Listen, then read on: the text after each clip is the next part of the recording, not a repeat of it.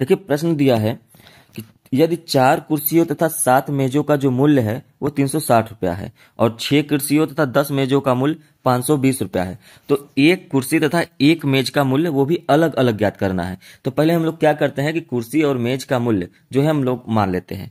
तो मान लेते हैं, माना जो कुर्सी का जो मूल्य है, एक कुर्सी का जो मूल्य है वो उसको x मान लेते हैं, और जो मेज का जो मूल्य है, मेज का मूल्य है ना, ऐसे आप लिखेंगे, मेज का जो मूल्य है वो उसको हम लोग y रुपया मान लेते हैं, ठीक है, और ये x रुपया मान लिए। ये एक कुर्सी का मूल्य और एक मेज का मूल्य है, ये ध्यान रखिएगा, है ना। तो चलिए अब यहां पर आगे हम बढ़ते हैं। तो पहला जो दिया है प्रश्नानुसार, है ना, अब प्रश्न के अनुसार हम लोग बढ़ेंगे। प्रश्नानुसार देखिए कह रहा है 4 कुर्सियों तथा 7 मेजों का मूल्य। अब ये बताइए, एक कुर्सी का जो मूल्य है वो x रुपया है। अगर हम 2 कुर्सी का मूल्य करें तो 2x हो जाएगा।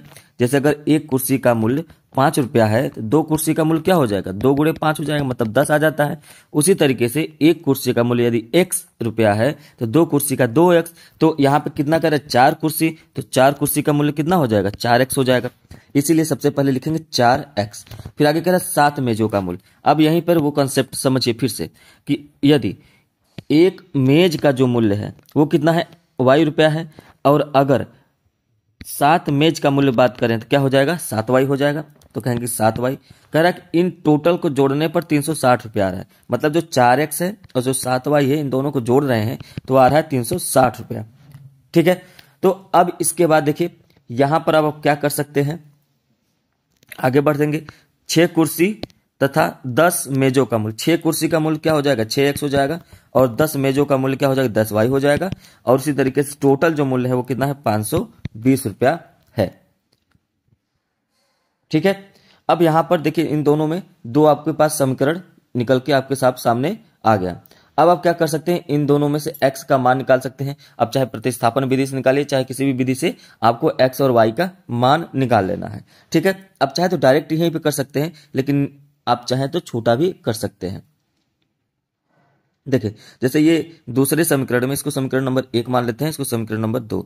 दूसरे समीकरण को अगर हम लोग सॉल्व करें तो यहां पर देखिए अब दोनों में से क्या कॉमन ले सकते हैं, 2 कॉमन ले सकते हैं। 2 3 6 होता है, प्लस 2 5 10 होता है, बराबर, और यहां पर ये 520।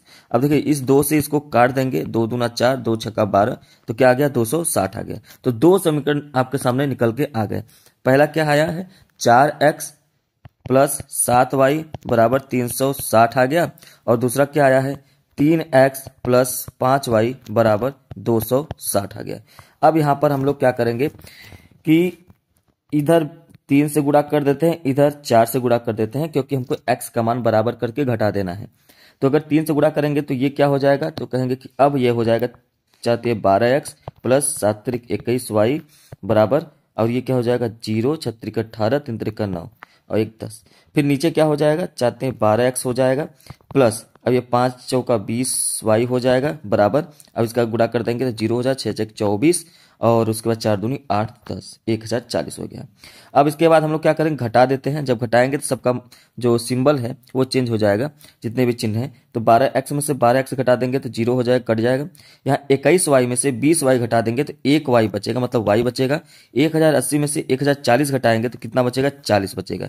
तो आप यहाँ पे देख सकते हैं कि जो y का मान आया है वो 40 आ गया। अब इस y के मान को, है ना, इस y के मान को आप कहाँ रख दीजिए, किसी भी समीकरण में मान लेते हैं, समीकरण 1 में रखने पर। समीकरण 1 में रखने पर समीकरण 1 है आपका क्या, 4x प्लस 7y बराबर 360। इसमें अब आप रख दीजिए, तो 4x प्लस 7 गुणे y का मान कितना है, 40 बराबर 360। 4x प्लस 7 चौक 28 280 हो जाएगा, 360 हो जाएगा। 4x बराबर 280 को इस तरफ भेजेंगे तो ये घटा देंगे। अब घटाएंगे तो कितना आ जाएगा, तो कहेंगे कि 4x बराबर, ये 0 हो गया, ये 8 हो जाएगा, तो 80 आ जाएगा।